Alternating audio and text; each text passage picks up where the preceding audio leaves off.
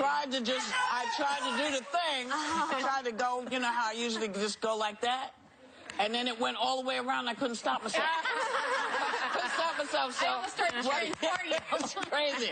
So let's get into this because the allegations are piling up in Alabama after a fifth accuser, Beverly Young Nelson, said Roy Moore sexually abused her when she was 16. Take a look. Mr. Moore reached over and began groping me. Him putting his hands on my breasts, he began squeezing my neck, attempting to force my head onto his crotch. I was terrified. He was also trying to pull my shirt off. I thought that he was going to rape me. He said, "You're just a child."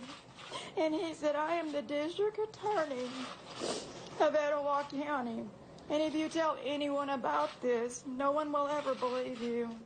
Now, there are also other reports that Moore was banned from a local mall for trying to pick up teenagers.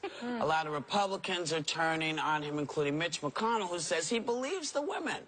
But some are still sticking to him, and I guess a lot of people are trying to figure out why. Well, first of all, if you can't shop at the local mall, maybe you shouldn't be in Senate. I mean, it's just a basic part.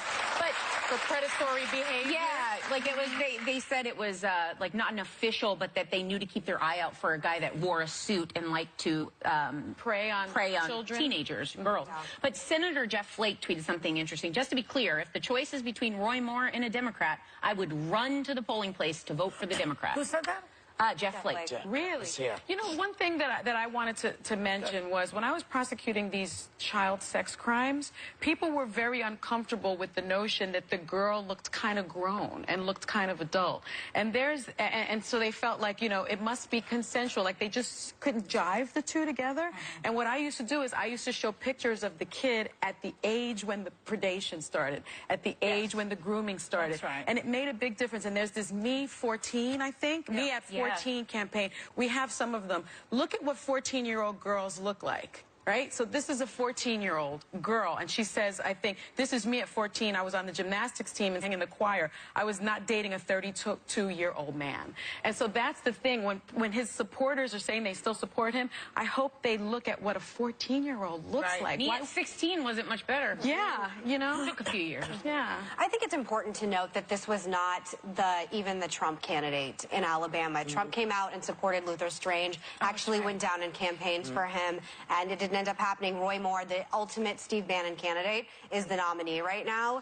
So what's going on politically? This is stone cold Steve Bannon, and which is the problem right now for conservatives like me is these are not traditional candidates you would be putting up from my perspective. And I think when you have this populist revolution and this constant fight with traditional conservatives and traditional Republicans, you're going to end up with candidates like this who, quite frankly, aren't vetted to the degree that they need to.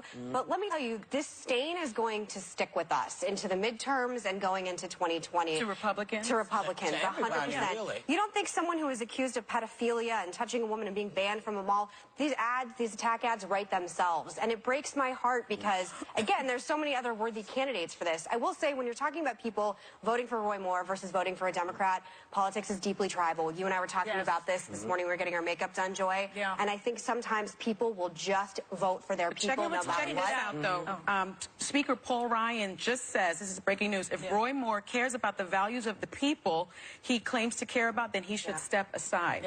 So it's a Speaker of the House saying, We were talking and that's important. this morning about something that David Brooks was writing in the New York Times today about the siege mentality, that these people who are on his team, and a lot of the Trump voters feel that they are under siege, that there's too much with the gay rights and too much women's rights and the abortion rights, etc. Their tribe is under siege, and that's where they're coming from. But you know, I want to make what you stand for in that. Can I just tell? But they are, Sarah. That's what's happening is we're losing sight of what our values are traditionally supposed to be. And if you can't come out and say, hey, pedophiles shouldn't be sitting in the same seat as all the legendary senators that have come before in the Republican Party, we are losing sight of what's important. When is pedophilia partisan? When is that a political issue? Right? What's your... pedophilia tell you is the deal breaker, because that's the deal breaker on the siege mentality. Okay. No, what I was going to say is there is a yearbook inscription. Do we have a picture of that yearbook inscription? Because Roy Moore signed this lady's yearbook when she was in high school. Right. And it says, go ahead, read it. It says, "To a sweeter, more beautiful girl, I could not say Merry Christmas. Christmas 1977. Love, Roy Moore, DA." Okay. First off, what offends me about it also, besides the fact that she's a child, is that he writes the word beautiful in it. It's like, why are you ogling this girl? Yes. That's like a clue right in the statement. And, you know, we are sick of men ogling us. I don't even want anybody to tell me I look good anymore. I mean it. I can't even stand the compliments anymore. It's like, stop looking at me. You know? And this is what these young girls have to put up with on the subway, on the street, wherever we go. They're looking, just stop it. Well, And being sexualized. being sexualized. Yes. I think there's a difference between looking and being groped and being raped, and I think that's also the gray area we're in right now. I will say the majority of Republicans, Ted Cruz came out saying it's unusual for grown men to be signing young women's yearbooks. Really? But I will say, please don't blanket all Republicans in this vein. No. These are Bannon people. Bannon populist is the way I would describe Roy Moore. I beg of the American public to differentiate. I think people are starting to recognize that. But you said something interesting, and I want to point out that America is always changing. And so, you know, in the 40s, when black people were told they could not be with white people, they could not have relationships with white people, when people started to blend, people lost their minds. They got over it, though. Yeah. This is the same with gay people. Gay people are here. And they are American citizens. They are people who live next door to you and me. And they should be accorded every right that everybody else is accorded. And I get that folks feel under siege. But that's what change does sometimes. It makes you feel like, what the hell? Yeah. What the hell? And if that's what you're going through, we're all going through it together. So, in fact, it turns out we may have more in common than we do Apart, We always have more in common. Yeah. We have to say, Roy Moore has denied the allegations of his accusers, including the newest one, Beverly Nelson. He has described the accusations as politically motivated. Yeah. That's what he says this is all about. And the reason they give the argument, and maybe I said this already, but they give the argument, why are they coming out now? They're coming out now because a lot of women are coming out now. Campaign, that's the reason. Well, they're coming out now because people now know it is dangerous So be quiet. to do this. It is more dangerous to us as women to be quiet than it is to not. Now you know people are not going to take it. And everything is going to get vetted. So if you're coming out, know that folks are like going to be right behind you, and we're going to walk together and make sure you don't let this continue. 20 years is too long to let somebody leave somebody out there. We'll be back with more Hot Topics.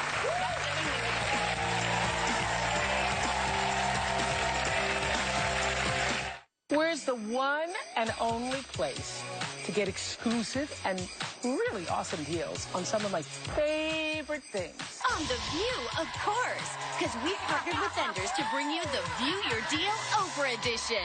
Trust me, you're going to love them. Today, That's why they're my favorite things. only on The View. Get a jump. Still ahead, the one and only Mary J. Blige. Plus, a View Your Deal with Oprah's favorite things for the holidays. And Sunny's feeling the burn when she tries to handle the one chip challenge live. I'm getting a little nervous.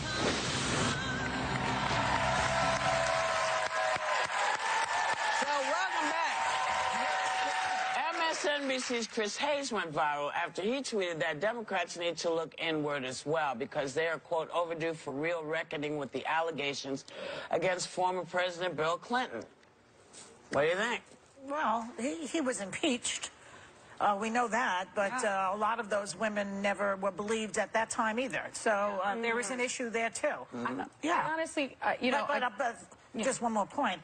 he's not running for president right now. I mean, the president that we have now in the White House has been accused by, what? 16 different women. 16 different women. 16 different and we should be dealing with the present tense even more. But it's not a bad idea to bring it up. I just don't understand why, again, sexual harassment, sexual assault is a partisan issue. It's wrong across the board. If you're on the left, if you're on the right, everybody agrees.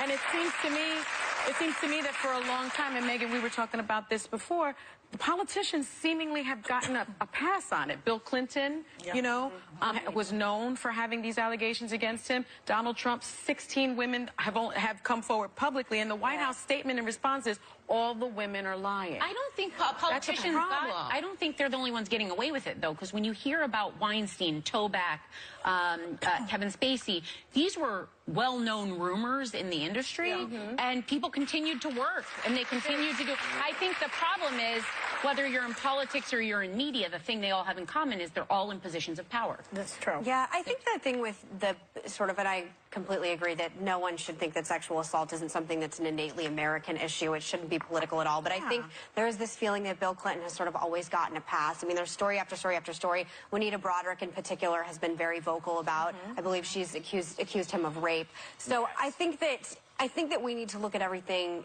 honestly, and through the lens. I'm sorry, there's a phone going off. It distracted me, you guys. But I think that when you're talking about sexual assault, it can't be political. I will say what's interesting. I will say about Trump, I would be curious to know if Roy Moore would have stepped down had Trump not won.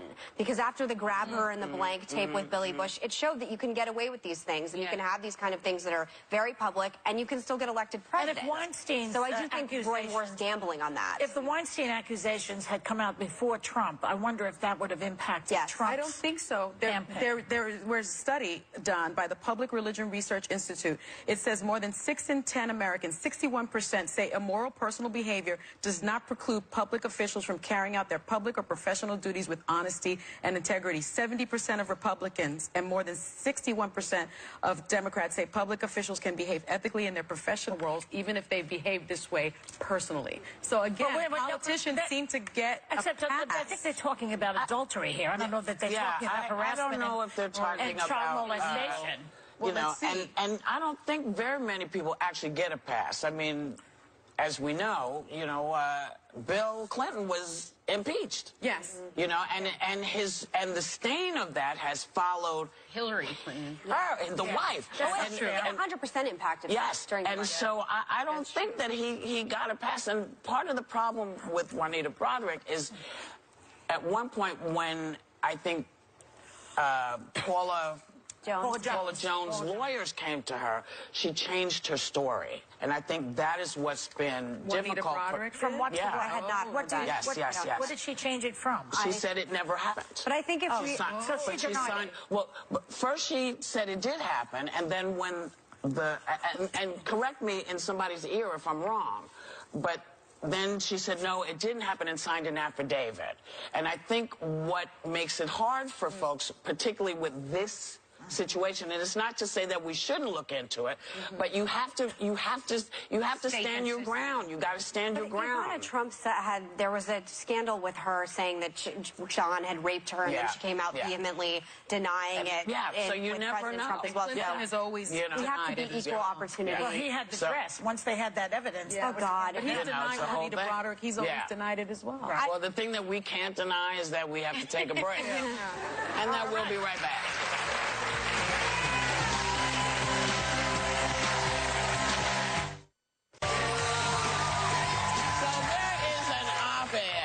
Written by a black dad who wonders if his children can ever really be friends with white people. Now, he writes that trust is the most important part of true friendship, and that, quote, history has provided little reason for people of color to trust white people. I'm not sure what the point is, because it's kind of like saying all white people are this and all black people are this. I don't know. Does anybody have, is it resonating with anybody? Because we get along, and we're all kind of things up here. Well, That's true. I read this article the other day, and it made me upset. And part of it might be hormonal, and I'm pregnant. I have a baby coming into the world. But to read this author's oldest child is 4. and save your tweets, because I know some people are going to come after me about my privilege and that I'm white, so I should shut my mouth. But the bottom line is, because that really happens every time I address race. It does. But it's wrong. You know what? I'm the only one who can tell her that. So save your tweets, okay? Go ahead, baby. So this bothered me because I think kids get it right and adults get it wrong. Yes. This is not something people are born feeling. And so when you have these stories of little kids that think they're going to trick their teacher, and one's black and one's white, we have the same haircut, she won't be able to tell us apart. Yeah. We're tainting them. So if we look back and actually learn from their innocence, I agree, and I tried to have some conversations behind the scenes about what this author might have meant, which is you do have to arm a child with, you might be the only black child among these, and they might treat you differently. I get giving them tools, but to cut off people for the color of their skin is the problem and why we're here. See, I read it differently. Like, we were talking about this, and it's a very nuanced article, and it's in the New York Times, and I hope people read it. When I was growing up, in high school, I had all white friends, and I had one black female friend. But that sort of flipped when I went to college, and it is because my lived experience was more in line with other women of color. So when I got pulled over while driving while black, and I would say to my white girlfriends, can you believe that happened to me? It was like, well, no, that's never happened to me. And then I could turn to my other girlfriend and say, and she could say, that happens to me too. So it was that lived experience that gives you that commonality, not to You're say absolutely right, but the kid is 4. Yeah. The kid is 4. Yeah. Kid 4-year-olds, and I'm living with one of them now. Yeah. I'm living with one. And all they want is they want Play-Doh. Yeah. They want the bubble guppies. They're not looking at color. Can I just say something? Yes, babe. When I was 5, I have an adopted sister who you can tell is adopted because she's not white and the rest of my family is.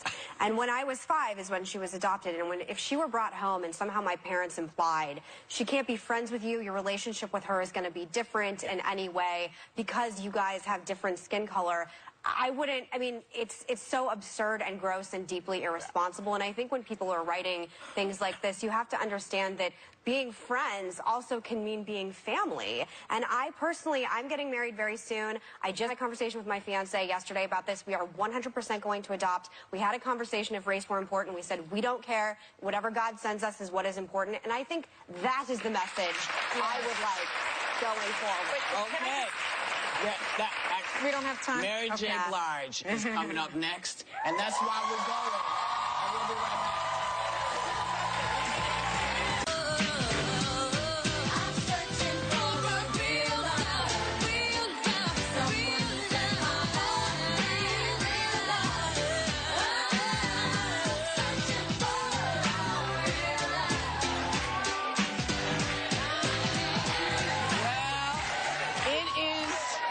The 25th anniversary of Mary J. Blige's debut album, What's the 411? Now, after 50 million records sold and 9 Grammys, she's doing a whole new thing, baby. She's doing a whole new thing. She's got a star turn in the powerful new film, Mudbound. Yeah. Please welcome the woman who put the new music to the view, the woman who is kicking butt in every direction possible. Please welcome Mary J. Blige.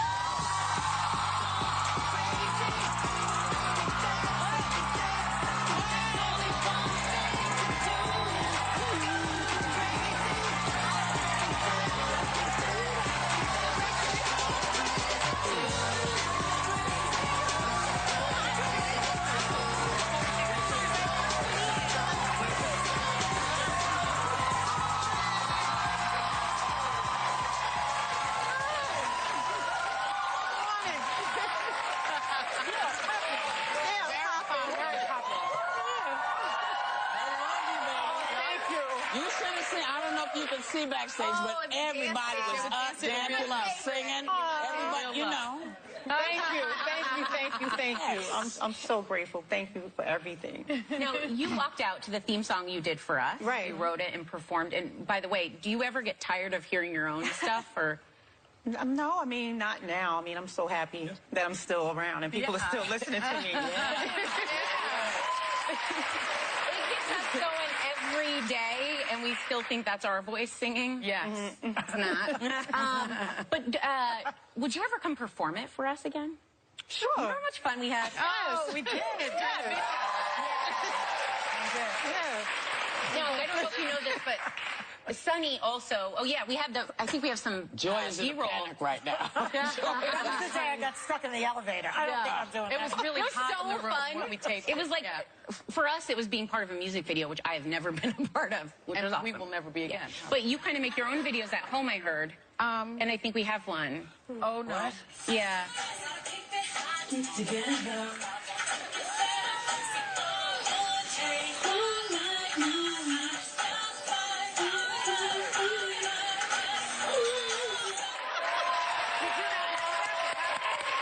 My husband recorded that. I love that song, Just Fine. Just Fine. You're killing it too. Thank you.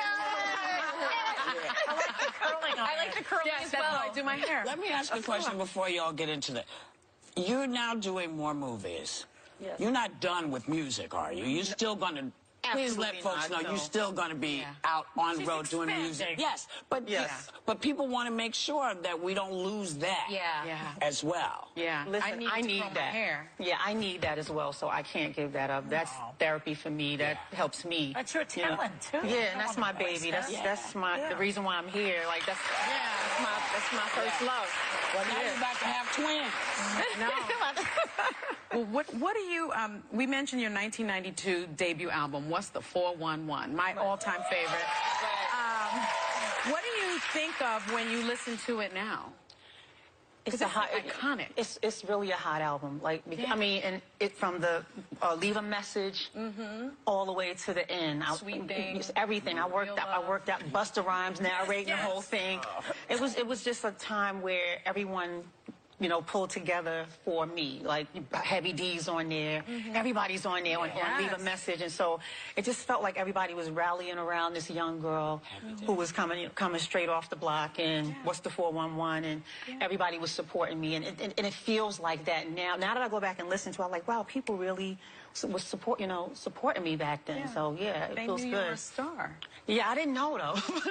I didn't know I was a star. I just thought I was, you know. But it taught you how to be supportive of other folks, because you've been 1,000,000%. incredibly supportive of other artists. Yes. I'm just saying. Yes. I'm just saying, you know. Why not? You also worked with P. Diddy. Yes. And what do you think of the new name change? He's Brother Love now. But he's back or maybe again. he changed it back. again. Yeah, I heard he went back to Puff. Yeah. Okay. Yeah. Well, what did you think of Brother Love? I mean, if that's what he wanted to go with, it sounds like a cool, positive thing. Brother love. Like, that's a positive thing for today. Like, you know, there's nothing negative about that. True. Yeah. Yeah. So I don't know if you saw, but there was a sketch this weekend on Saturday Night Live where celebrities were doing different impressions of celebrities auditioning for the live-action Lion King, and you were parodied. It was hilarious, yeah. Oprah reading for Rafiki. Today's guest, Simba! Eminem reading for Simba. It's the calm before the storm right here. AJ Blige reading for Pumbaa.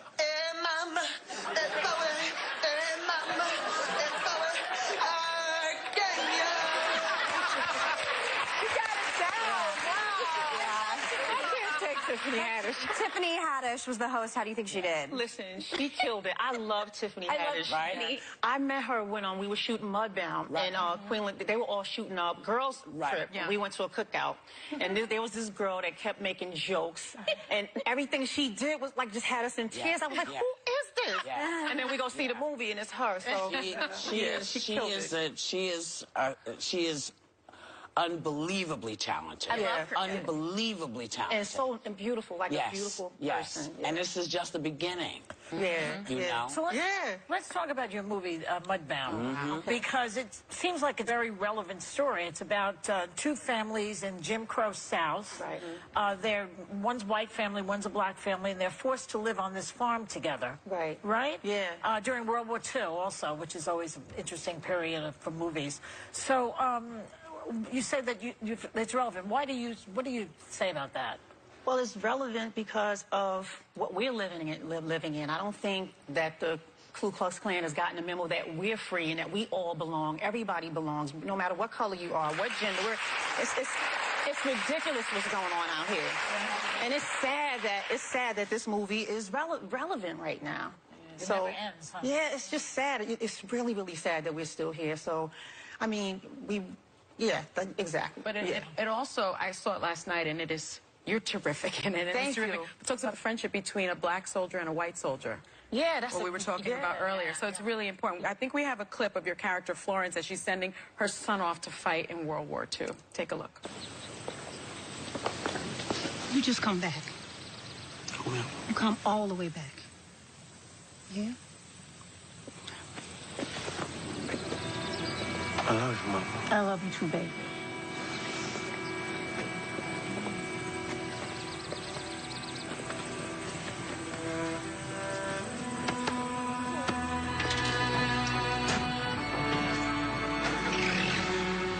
I can't look back. They say it's bad luck to watch somebody leave.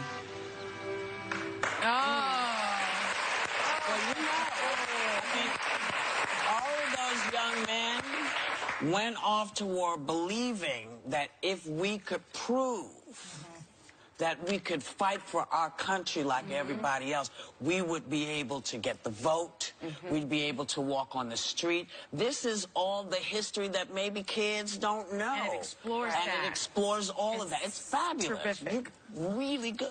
Thank you very much. Thank you. Do you know what that means coming from you? I mean, you have no idea.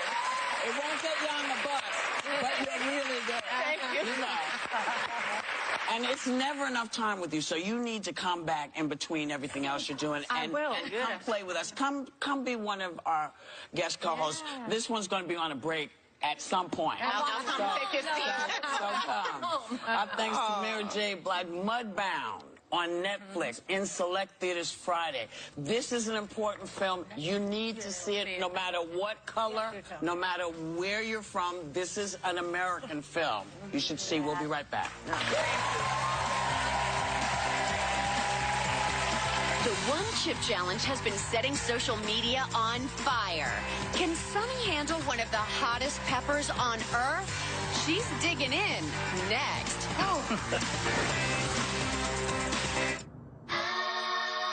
And now, some advice to our guests coming to The View. When you step onto this stage, face these ladies, you better be ready to roll, because it is so on. This November, The View is everything. Bam! Drop the mic. Taking on the hottest topics. Then we're dialing things up with, you ready? Tyler Perry, Justin Hartley, Garth Brooks, Diana Ross, that's Miss Ross to you, and Kelly Clarkson. Oh wait, that's Kelly's song in this promo. Love so soft. Nice. Wait, there's more. Yeah, we're also throwing Sarah the most awesome baby shower ever. Hashtag crazy. This November, The View is everything on ABC. The One Chip Challenge is the hottest thing on social media, literally, right now, and it's all because of these chips. That was very fun. Thank you. Pocky's, this goes airborne. I don't want any of that near me. Pocky's Carolina Reaper Madness, which contain one of the most blisteringly hot peppers on the planet. And today, Sunny volunteered to take the challenge. I did. My son said that, you know, Mom, you put hot sauce on everything, and you're a boss. I think you should do it, because he was watching it on the... Okay, Sunny, are you ready? Oh my, yeah, watch out. If it gets on you, you're never going to... Oh, my God. Okay, go. Okay. Can you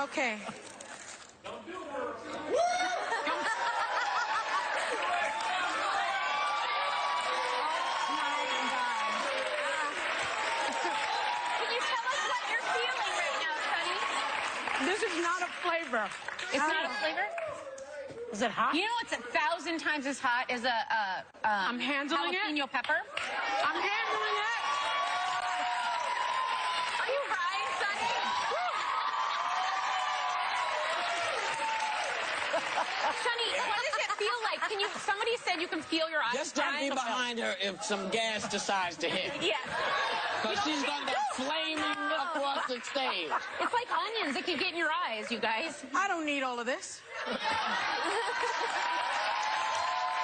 back.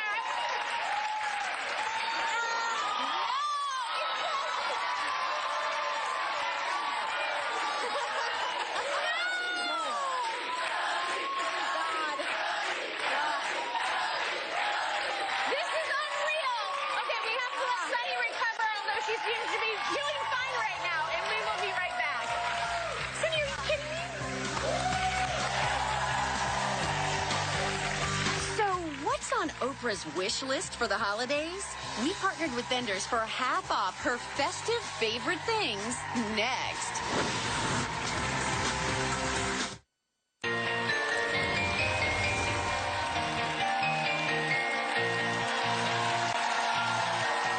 No matter what holiday gift ideas I come up with, I know they're not going to be as good as what Oprah has planned. So we partner with vendors for half off Oprah's favorite things for the holidays while supplies last. Here to show them off, please welcome Creative Director of O Magazine, Adam Glassman. You promised me that I would love your first deal, and I'm already like...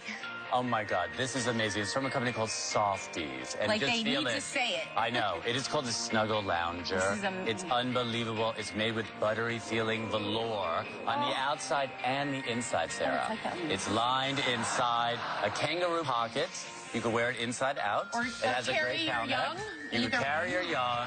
You lounge in it at home, or you put on a pair of leggings and a pair of Uggs and you go out in them. I would so do that. I mean, honestly, once you put this on, you're not going to want to I take can't it get off. my hands off it now. So they come in 3 colors and 3 sizes, from small to 3X. So everybody could wear this. The price normally is $94. Today we're doing 51% off, so they're $46. They're amazing. Get this for someone you love. Yeah. ASAP. Okay. Oprah loves truffles. She loves Sabatino truffle salt. Yes. She carries this in her pocketbook everywhere she goes, the truffle zest. It's amazing. Oh my gosh. Brand new from them is truffle salt with parsley and rosemary. We came up. Oh my gosh. It's Are you amazing. kidding me? This is like crack. It's amazing. You add it to veggies. You add it to pasta. You add it to anything you Put want. this literally on steamed vegetables, and they would they'd taste guilty. No, if you put this on popcorn, it will change your movie habit. Don't give me more ideas. I pack an Honestly, in. no. I'm telling you, she carries it all the time. The deal normally is $55 for this. Today it's going to be $27.50. It's 50%.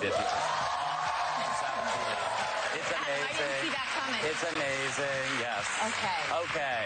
Now, this is really fun from W&P Design. They make really fun home entertaining things. What we put on the list this year is this cheese knife. It is the perfect cheese knife. You only need one. One side is for soft cheeses. Another side is for hard cheeses. Another side is to spread. So you only need one. That makes it the perfect cheese knife. They also have these really fun things like make your own hot sauce kits. Make your own gin kits. I love that kind of stuff. I know, I love it. Gives an element Great of activity. tumblers, Yeah. the whole thing. You could really tackle all the men on your shopping list this year. Ladies. Or ladies too. And really accessible. The prices normally are $24 to $50. Today they're going to be $12 to $20. 50% off. This is great. Great gifting. DIY? Great gifting. Okay. Oh, look at these bottles. Aren't these the most gorgeous things from Lalia? Is this the a Dream drink collection. or a clone? Oh, no. These Because are it looks bath a little like products. vodka. Nope, it's bath products. Really beautiful. You want to have these out on your counter. They're beautiful. They're really beautiful. Oprah loves a luxurious bath. She has these in her course she bathroom. does. They are white tea and honeysuckle flavored. They're really, really delicious. Smell really good. Bubble bath, hand creams, perfumes, candles, you name And you'll it. look fancy just having them. And you know what? They look fancy, No, but they the really price is really good. Normally, the prices are from $7.50 to $60. Today, it's going to be $3.75 to $30, 50% off. So a lot of bang for your buck. But look at this. It's amazing. They are Keep them gorgeous. even empty. Absolutely. And now for the second year in a row. These are speakers. Second year in a row. Oprah picked these again for favorite things. These are speakers for my audio pad. Super cute. Bluetooth. You attach it to your phone, your tablet, your computer at home. if you have it on your phone and the phone rings, you can answer it right through this as a speakerphone. Oh my gosh, this Great, is the great cutest stocking little thing. stuffer. Great for kids of all ages. They're great for their co-worker gifts too. Oh, they're totally great. Conversation. Normally they're $30.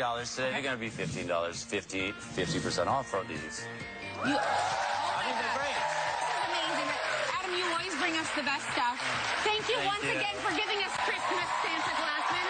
The clock is ticking, people. You have 24 hours to grab any of these exclusive deals at viewyourdeal.com.